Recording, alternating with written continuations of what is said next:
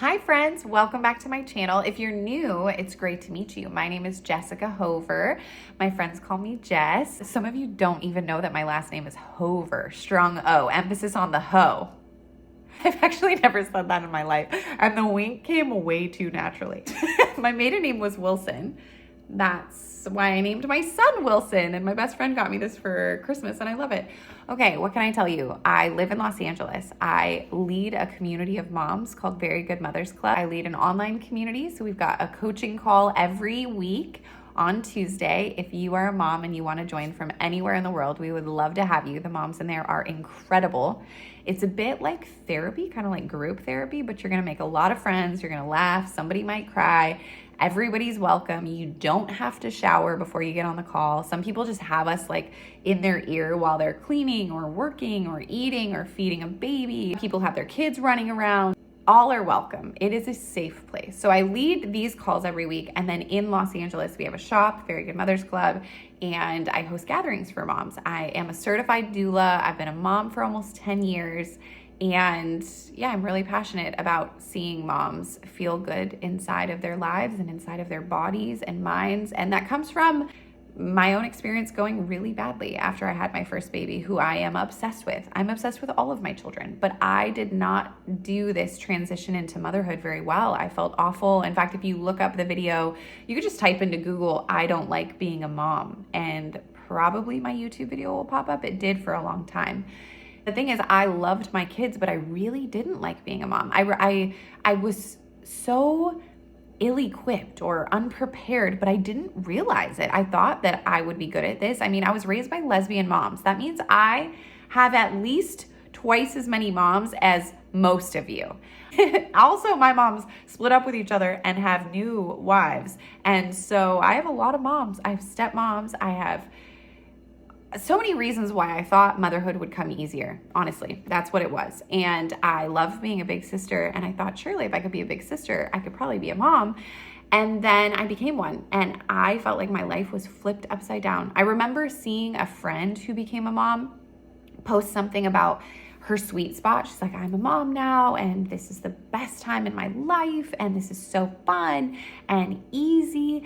And I felt so ashamed. I felt like embarrassed, ashamed, confused. I was like, why is it that these other people, because I assumed, like, if that's her experience, that that is most women's experience, which now that I've worked with moms for so many years, I've found that most women actually don't experience that level of like ecstasy when they arrive to motherhood. Some do, they really do. I would say the majority of us really don't. I think we get to motherhood and we're like, whew, this was harder than I thought. Even for the ones who consumed a bunch of content and hang out with moms and nannied before, there's still this really kind of rocky transition into caring for your own child.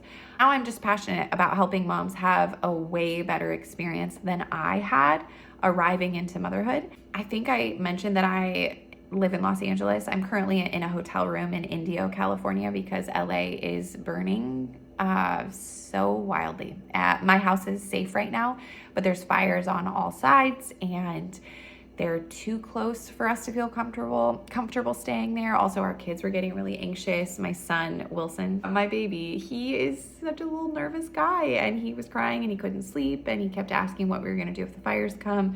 And then there was a fire that got just too close to our house. It's actually gone. They put it out really fast, but we decided yesterday that it was time to go. And then as we were on the road, there were the notices on our phone that was like, okay, it's time to get ready to go. And so, yeah, I think we left at the right time.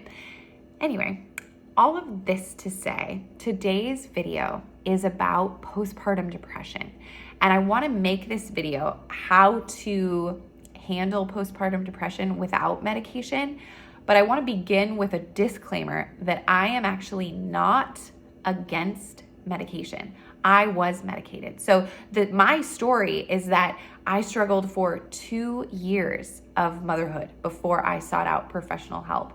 And looking back, I let it get way too bad. I should have, and knowing what I know now, I should have been honest earlier. I think I was doing a lot of like, fake it till you make it, smile, be optimistic, count your blessings. Like, how could you be struggling? You have no reason to struggle. your dreams are coming true. And even if your dreams aren't coming true, you're living somebody else's dreams. Like, so many other women want to be a mom. How dare you not like this? And so it took me a really long time to admit to myself and to my people that I wasn't okay, that I needed help. And evidence of this actually is that I documented a lot of my life in the first 2 years of Eloise's existence. Thank goodness, because she was so cute. And that was such a special time in my life. And it's not that my videos aren't true, because they actually are true. They're just only a bit of the story. So like the happy, sweet moments are they're the photogenic moments. They're the ones that I choose to put out there into the world. But what was happening behind the scenes was lots and lots of journal pages of like, I don't feel good. God, will you help me? God, what am I doing wrong? God, will you help me to be a better mom? There was a lot of God. I was actually at that stage of my life, I was working for a Christian missions organization, and which I loved. I had a really good experience inside of that organization. But so I think there was a lot of me kind of passively hoping that there would be a divine intervention on my mental health and something would shift. And I come from a family line that struggles a lot. Like, I've got family members who took their own life. I've got family members who struggle with mental illness. I've got family members who are alcoholics and medicated. And I think there was this young, really pure desire to be the one who is totally healthy and well and good and doesn't need all of these other things to be okay, because I have faith and my faith should carry me. And what I now believe, which has changed a bit from then, is that my faith is carrying me and my faith has carried me, but God can use medication and God can use a lot of things to help me. And I can trust that when I need help, it means that there's something wrong and I don't need to deny my own internal compass, if that makes sense. To some of you, you're like lost. Like, what does any of this have to do with anything? But some of you actually need to hear this. I was talking to a friend who is struggling with mental illness, and she was trying to decide if it was time to seek out medication. And she was driving her car while she's talking to me, and her car had a little notification that I think it was that the tire pressure is low. And she was like, oh, signaled that the tire pressure is low. I got to get air in my tires. And then she goes back to the conversation with me and she's like, I just haven't been feeling good for years and I've tried everything I can think of and I'm just really not sure. I kind of want to ask a doctor about medication, but I just don't know and I'm just not sure and I just want to trust God and maybe He doesn't want me to do that. It was something like that. And what I felt as someone who loves her dearly is, look how quickly you trusted a signal that your car gave you. And look how slowly you are trusting your body's signals that something is not okay. And I basically was like, you're allowed to trust the signals going off inside of you. If you feel like you need more help, like what I'm telling you is you don't have to be the one who determines you need medication. I'm not saying that, but you can go, I'm not okay. I haven't been okay for this amount of time. It's a very long time now. I have tried this. None of them are working. I think the signal in me is it's time to talk to a professional about what options I have to be okay. And looking back at my own life, I took a very long time to do that. And rightly so. I was afraid I would get medicated and never get off medication. I would be addicted to something for life. I was afraid I would get on the wrong medication. I was afraid that I would get on a medication and it would send me on a bad path and somehow my issues would compound and I would have a bigger problem than just being depressed. What I can tell you now, some years later, is that I got medicated. After doing a whole bunch of things that I'm going to encourage you to do. I got medicated. I worked with professionals. We ended up, first I was on a medication that didn't work for me. Then I got on a medication that did work well for me. It was a whole drama, but I was medicated for 7 months. I was weaned off after that professionally by a psychiatrist. I have not been medicated since. I have felt so much better since. And since that time, I've gone through marital issues. I have gone through a pandemic. I got pregnant and had a baby. Then I got surprise pregnant again and had a premature baby who was in the NICU. And during all of that time, I never got as low as I did after that first baby that I had. So just for any of you who might be feeling like, okay, this list that you're about to give me, Jessica, I have actually done every single thing on that list, and I've done it for a long amount of time. I'm still not well. I want to tell you, friend to friend, I'm not a doctor, just friend to friend, you are allowed to trust the signals your body is giving you and go seek out a professional, a mental health professional who can help guide you into possible next steps. And it doesn't mean anything for your forever, but it might mean some relief for this very next stage of your life. And you deserve some relief. In fact, you are so worthy of the help that you need. I just want to speak that over you. You know how you love your children? Maybe you don't have your kids yet. So if you don't have your kids yet, this isn't going to hit until you have your kids. And if you rewatch this part, it's going to make perfect sense. But for those of you who have babies, you know how you will do anything in your power to help them be okay. How you love their bodies, you love their personalities, you think they're just the sweetest, cutest thing you've ever seen. You sometimes want to eat them. You know that feeling where you're just like, ugh, how can I have you closer to me because you're so precious? That is you. You are worthy of that same type of love, care, and affection. And I know that some of you have never even received that from another human on this earth. Even inside of your marriages, some of you are in marriages where you feel starved for affection. And I'm so sorry. But the truth about who you are is that you are worthy of that kind of tender, loving care. And you are worthy of feeling better. If you've been suffering for a long time, I want to tell you, friend, you are worthy of feeling better. And there is hope on the other side of this. Okay, I haven't even started with my list. I just wish I could hug you and listen to you and tell you that it's all gonna be okay. Please hear me. It's all gonna be okay. Especially if you're having dark thoughts that would ever dare whisper something to you like life would be better without you, or this world would be better without you, or your family would be better without you. I'm crying because those were the exact thoughts I had. And I would have missed out on so much life. Oh my gosh, you know what I even experienced that I didn't even put on my list of hard things I've experienced since being unmedicated? Cancer. Freaking cancer. Last year, I had cancer and I had surgery and it was a whole thing. And even then, I didn't get as depressed as I did. And I was pretty low, but I didn't get as depressed as I did after having my first baby. So, okay. 13 minutes in, I'm crying because I just want you to know you are so worthy of help and care, okay? Okay, now we're gonna bring it together because I'm gonna give you a list of things that might help lift you if you're suffering from baby blues or postpartum depression, and this list is not medication, okay? So,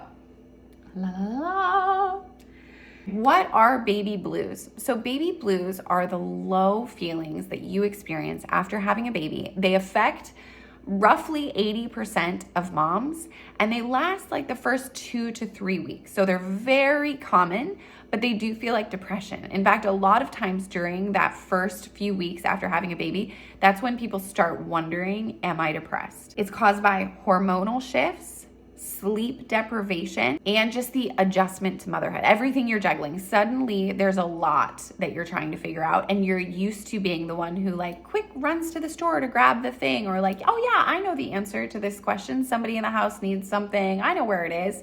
And you're feeling like, oh my gosh, I mean, you just had a baby. Whether you had a vaginal birth or a C-section, or you've adopted this child, your life at the moment has flipped. It's not what it was just 10 days ago. And so you're trying to make sense of it. And that is a lot emotionally. And your partner, if you have a partner, is going through that too. If you don't have a partner, of course you feel low. If you have a partner, of course you feel low. If you don't have a partner, of course. Some of you just need to be reminded that the reason you feel bad isn't because you're doing a bad job. You don't feel like all of this is hard because you are bad at this. No, this is hard because it's actually a hard thing you're walking through. And people who don't have a hard time often have more support than you do, or even like their DNA genetically, they might be disposed in a way that you are not. Maybe you are more disposed to low feelings than they are. Am I saying that correctly? Genetically disposed to depression. Yeah, I think I'm saying that right.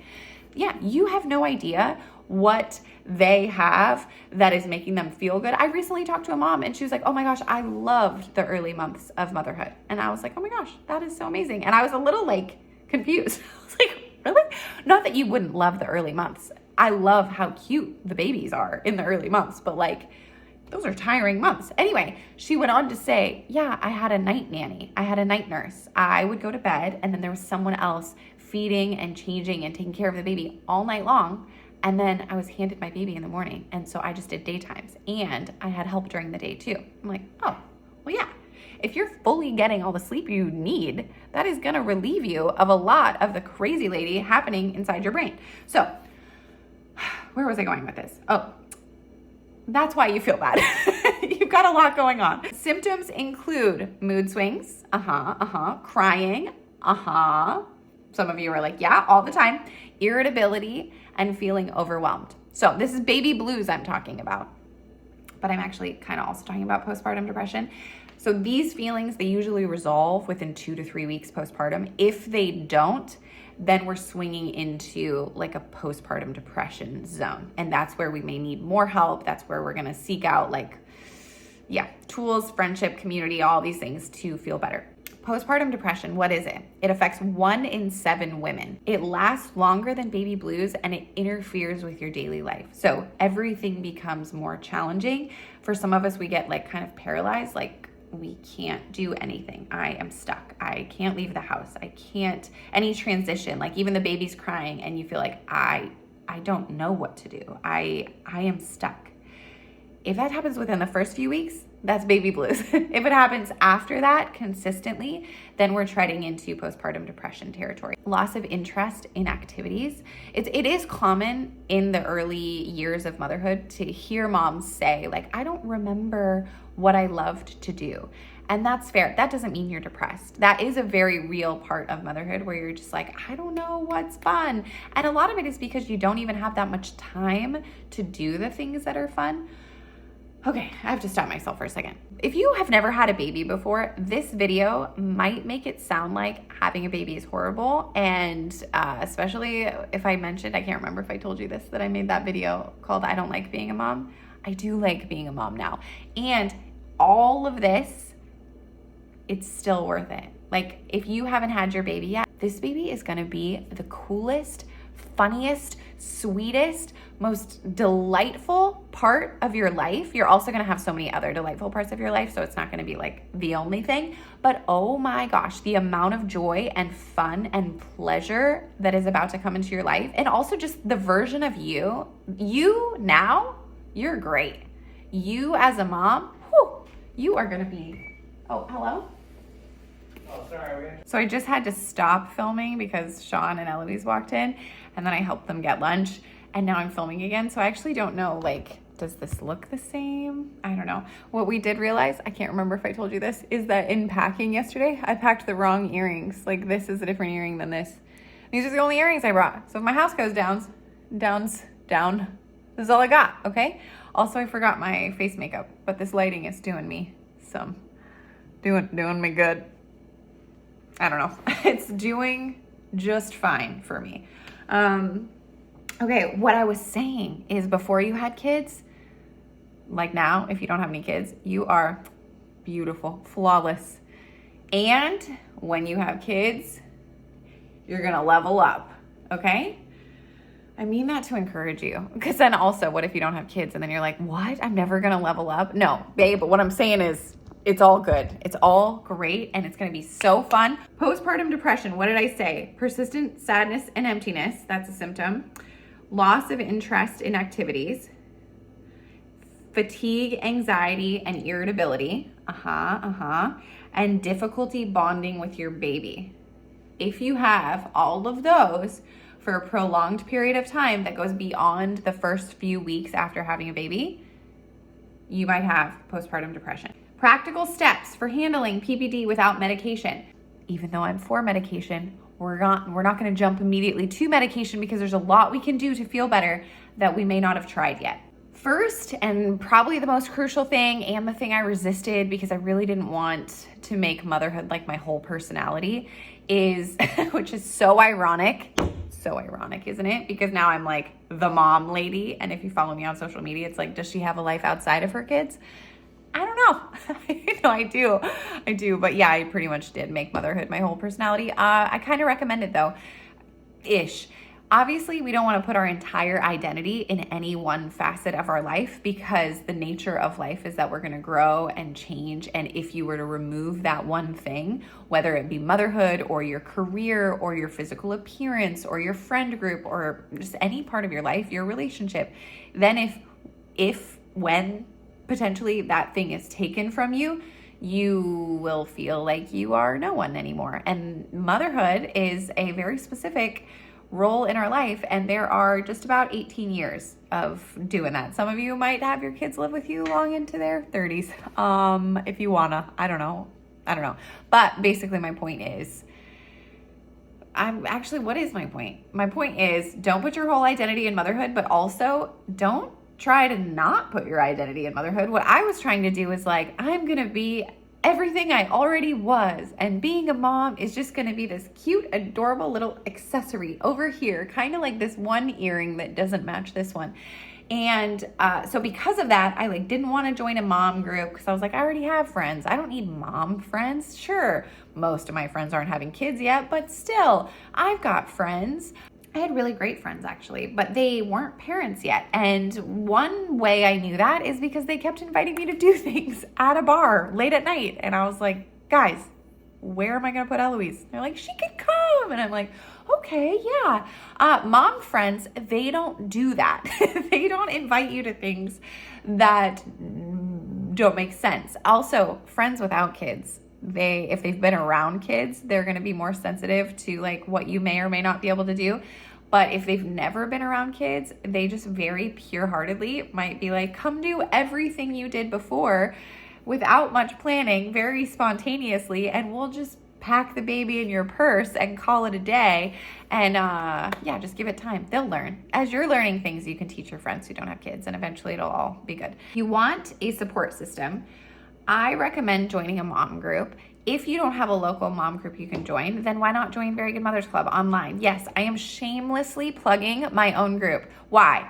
Because I freaking started the group for you guys. I started this YouTube channel, and then I had a baby, and then I started talking about mom stuff, not even meaning for my channel to become a mom-focused channel or a parent-focused channel. And over and over and over again, hundreds, thousands potentially, messages came in where moms were telling me they were lonely, and they were asking me questions, and I didn't have the answers to all of their questions. And also, I'm not even a professional mother. I don't think I have all the answers. So what I realized is what any one of you would realize if you were in my position, was like, oh, these moms need each other. I might not have the answer, but somebody over there has been through the same thing that this person is going through. And if we could all just be connected, then this would be a lot easier. And so we started a Facebook group. We still have it. It's called Jess Hover and Friends. There's 10,000 moms in there. And then we started our membership community, Very Good Mothers Club. And the reason we did that was to put some barriers to entry so that people are more respectful, so that people genuinely are getting to know each other and being real people and real friends. And what's come out of that is people have visited each other. They've sent each other cards. They've looked out for each other through hard times and good times. And then out of that came the opportunity to build an in-person community here in LA. And my bigger vision would be that we could empower moms to start communities all around the world where you could be the one gathering moms so that people could find their best friends and everybody could have a much better experience of motherhood. The village idea. But yeah, we want to find a support network. If there's a mom group in your area, you should try and join it. And I say that knowing that it is terrifying. A lot of the moms who come to my shop in LA for the very first time walk in and cry. And a lot of it is just like the nervous, anxious, like, you don't understand how hard it was to get here. The baby cried the entire 15 minutes in the car. And I do understand. And the thing is, I would cry too. And I wish I was them. They're braver than I was. I didn't join a mom group. I didn't go put myself out there like that. And had I done that, I would not have ended up as depressed as I was. I confidently say that. If you have people who are in the same stage of life as you and they understand what you're going through and they're looking out for you and you laugh at each other's jokes and you care about each other, you don't even have to be that good of friends. Just that type of dynamic going on in your life is going to bring you some relief of the heaviness that you're feeling. I don't know if you've had this. It could have nothing to do with parenthood, but have you ever had it with somebody where you're talking to them and you're telling them what you're going through and they're nodding and they're like, yep, I get it. I see you. Just having that like empathy and that sense of like, wow, I'm known and I'm understood. That is so healing for our spirit. We need it.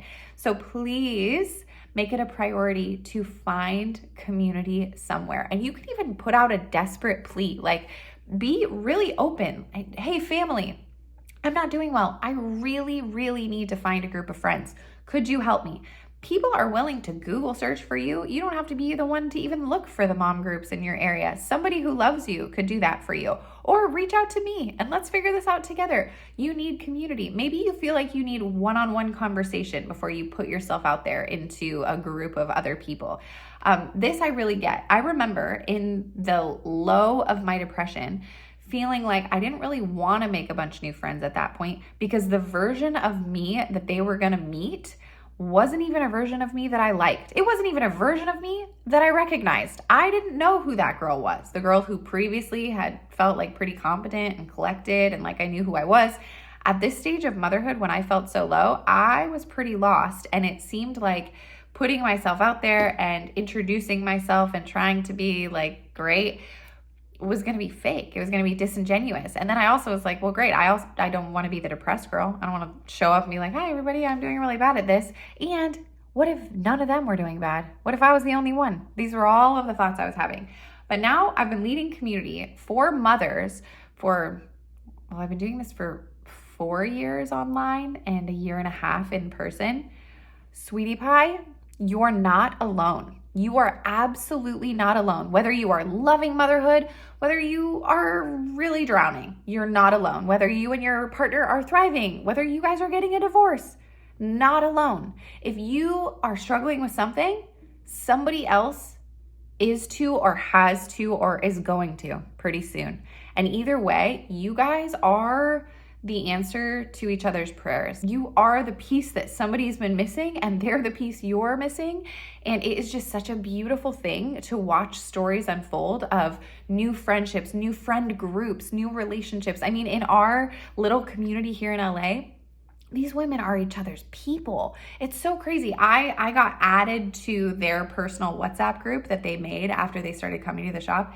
And they show up for each other for holidays. They attend funerals, give each other things. There's fires right now in LA daily, all throughout the day. They're checking in on each other. People are going to each other's houses to give the little ones a bath. When they go to the park, they all go together. Their lives have been changed. But it wouldn't have happened if they hadn't have been brave to put themselves out there. Here in the next few weeks, we're starting an 8-week coaching program. It's a coaching intensive. So it's me and Dr. Julie Fernandez. Some of you know her. She's a good friend of mine and she is a coach of moms and she's a mom herself. She's amazing. And then we have therapist Katie Lynn, who some of you know, she's your therapist mom friend on Instagram and she's a good friend of mine. I've known her since high school. High school, maybe before. Anyway, together we're doing an 8-week intensive coaching program for moms every single week via Zoom. If you're in VGMC, we're also going to see you on the Tuesday calls. And then we're going to have our own little group. There's going to be journal prompts. We're going to send you a gift. It is a transformational intensive. We want to see you start one way and finish entirely different. And the focus is going to be on your mental health, on your relationships, maybe career, identity, whatever you're going through. We're purposely keeping the group small so that we can be really intentional to address everything going on in your life right now, whether it's your first baby, whether you have multiple kids and they're toddlers, or maybe they're coming out of the toddler stage and you're entering a new stage of parenthood. This group is going to be so special, and we are capping it at 12 spots. And I think right now we have 10 spots available. I haven't really promoted it that much. So this is me on the spot inviting you to be a part of it. I would love for you to sign up. If you are not doing well, if you are in this postpartum kind of blur and you're like, I need some help, I need some support, we'd love to be your people. This could be the support network that you've been looking for. So I'll put the information to that in the link below. Whether or not you join that, whether or not you do anything that I'm leading, please, my friend, build a support network of moms. Even just be open with your family. You might have a really loving family, but you've been kind of like trying to keep everybody out because you feel the sense of responsibility, like you chose to have this baby, and so you should be the one to take care of this baby. No, my love. Yes, sure. You chose to have the baby. Great job. You did so good. And you're still responsible. Letting these people in doesn't make you less responsible. In fact, it's very responsible of you to let other people in to help you. It's a really wise choice. This baby or these babies that you have need you to be well. That's going to help them be well. And everybody around you is going to thrive if you're doing better. So inviting these people who already love you into your life is going to be a really, really helpful choice. And it's going to lift you. It is. Prioritize rest and nutrition. Sleep deprivation worsens postpartum depression symptoms. We all know that. Being tired worsens all of your bad symptoms, right? When you're tired, you just don't function as well. To be in the early stage of parenthood, you're going to be extra tired. It's an abundance of fatigue that we haven't experienced before. And so we're looking for ways to get you some rest. In fact, I heard one doctor explain that when a woman comes in and she's struggling with postpartum depression, before he medicates her, he says, what can we do right now to ensure that you get a full night's sleep? And for some of you, you're like, no, but I can't. I'm breastfeeding all throughout the night. I can't get a full night's sleep. Okay, I hear you. If you are suffering from what appears to be postpartum depression, we need to figure something out so that you can get a longer stretch of sleep, especially for those of you who are getting maybe like chunks of 2 hours or 3 hours. We want to try and maybe give away one of those feedings to someone else so you can get 1 6-hour stretch of sleep. That could be really life-changing for you. So what I ended up doing for my second pregnancy with Wilson, and then we also did it with Jules, was that one of the nighttime feedings my husband did. For Wilson, I pumped and he was able to do the feeding. With Jules, I probably did pump. But she was on formula for a time because she was in the NICU and she had a lot of reflux issues. But either way, the way we chose to do it was I got to a point where I could sleep through the feeding. Initially, I think I was so engorged that I had to get up, pump, and then go back to sleep. But even so, that process was very short compared to the process of waking up with the baby, nursing the baby, changing the baby's diaper, burping the baby, putting her back to sleep or putting him back to sleep. And so, yeah, what was cool about it though, beyond just me getting more sleep and feeling better, it gave my husband an opportunity to bond with my baby in a way that he hadn't with the first, because I did all of the feeding and that baby didn't take a bottle. We didn't even try. But, we tried, but it was way too late. We want to look for some way that someone else can be taking care of your baby. If you're feeling really, really desperate, like you're really not okay, you could even bring someone in to take care of the baby like the entire night. There was a night after my sister's baby got out of the NICU, and my sister had been getting up with the baby for so long and she was really struggling that for one whole night, her little baby slept over at my house, and the baby was formula fed at that point. And so I got to take care of him the whole night. And it was so special for me. It was like truly a gift to me to get to do that. But then also for her, it was really healing for her. She had been through a lot. And so that was really special. You know what's so crazy as I say that? Her baby was only 3 months younger than my youngest baby. But, oh, you know what? I think Jules might have been sleep trained at that point. Maybe I did it when her baby was 6 months old. That makes sense. Either way, I had a baby, but still, I was doing so much better than her. Thank goodness she let me help her. If she would have been like, I can't ask for help because my sister has a baby too, that would have been bad for both of us. My little sister was really struggling, and it was a great opportunity for me to get to help her. Gosh, I hope you are listening to me while doing something else. Treat me like a podcast right now, because I am just talking to you as if we are hanging out. And I get that I'm a little rambly. Okay, prioritize rest. Oh, nutrition. Well, the rest thing, yeah, even if you can't get a full night's sleep, will you take more naps? Maybe you need to minimize some caffeine so that you can actually sleep when it comes time to sleep. Like if the baby's napping and you can lay down for a little bit, maybe someone else in your family can hold the baby and wake up with the baby and you take a really long nap. That could be great. Okay, Sorry, I'm opening the door. I don't know what I'm thinking. Getting way too comfortable. Nutrition is really important. Some of you have toddlers. Some of you have toddlers.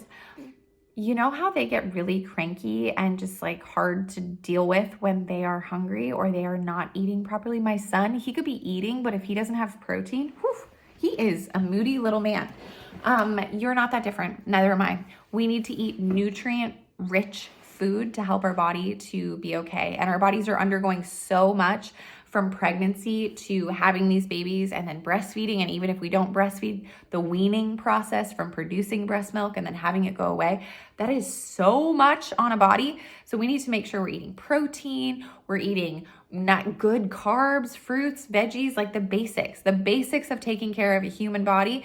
They really extra apply to you right now. Incorporating movement into our lives. I don't know physically how you're doing, but if you are healthy enough after having your baby, we want to be moving our body so that we can create some endorphins and feel better. Just going for a walk with the baby could be good, or doing like an exercise video. I've been doing fitness Marshalls dance videos. They're like really fun. They're kind of sexy. I kind of love, I'm like dancing as if I'm so sexy, but I'm not really giving off sexy vibes right now. But his videos are so fun. If you like to dance, just anything to get your heart rate up, that helps send endorphins to the brain.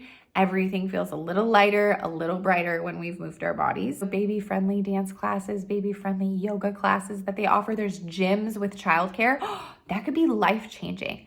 Drive to a gym, hand the baby to someone lovely, go take a shower, exercise if you want, but if you don't want to exercise, this could be perfect alone time so that you could just feel a little bit more like yourself again. And then I guess mentally, we're going to practice a lot of self-compassion. I want you to be aware of the way you're talking to yourself, maybe be aware of the videos you're consuming, the music you're listening to. Really get protective of your own soul. Like, what messages are we letting come in here? Because right now, you, my love, are a delicate flower. You are a precious little sugar plum fairy. We just came out of the holidays, and we need to protect you at all costs.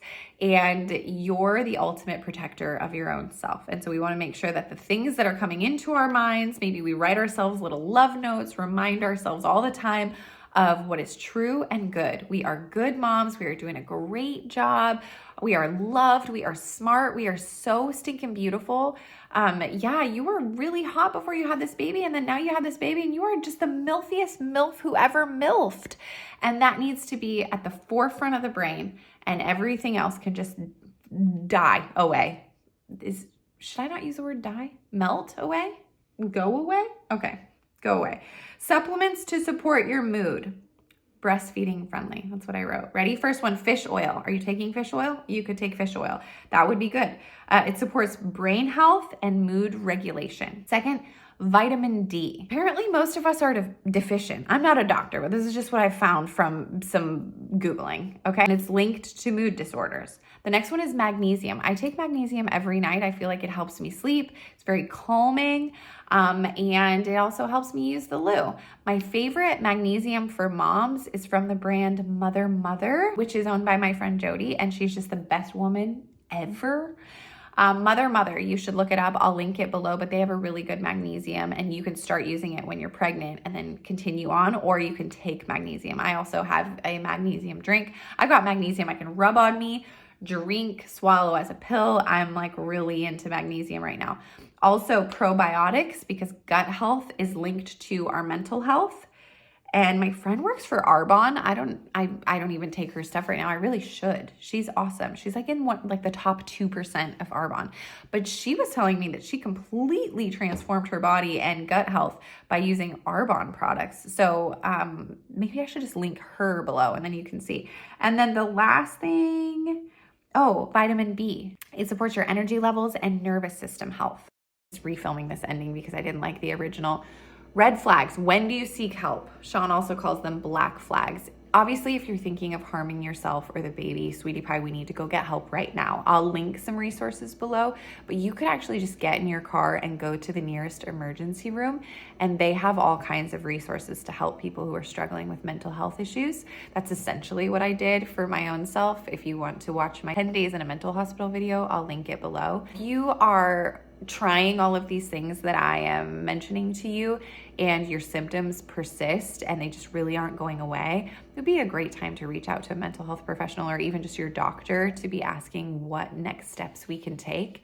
If you want one-on-one coaching, I provide that service, so I'll link that below. If you want group coaching, you can join Very Good Mothers Club and access our Tuesday calls. If you want to be a part of the coaching intensive, that one's starting in a few weeks. I will link that as well. And then obviously, if you're in LA, please come to the shop. I would love to know you. It would be so fun. Or you could come to one of our monthly mom's night outs. We go to dinner somewhere fun and have a great time. I am sending you so much love. You're doing such a good job. Be really gentle on yourself, sweet one. Really gentle on your body, on your mind. You are just as much a gift as that little baby is a gift. And actually, as I'm talking, if you're like, Jessica, I'm not connecting at all to this love that you're describing towards the baby, that's probably the feelings of like not bonding that I described earlier, that some of you feel like you're not bonding with the baby. That could be part of baby blues. That could also be part of postpartum depression. Also, just there's a lot going on hormonally.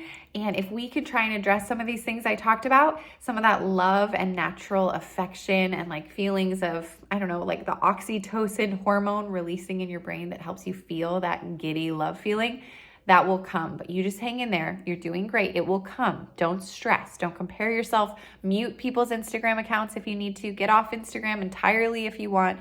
We want to look out for you. You're doing great. This is a season. Remind yourself, this is very important. This is meaningful. And this is temporary. I will not feel this bad for long. Okay, I love you. I believe in you. I am so for you. I know it sounds so weird that I would say I love you when we don't even know each other. But I do have a feeling if I met you, I would love you. You seem very lovable. And I'm sending love from here to you. If you need me, you know where to find me. I will see you soon. Okay, bye.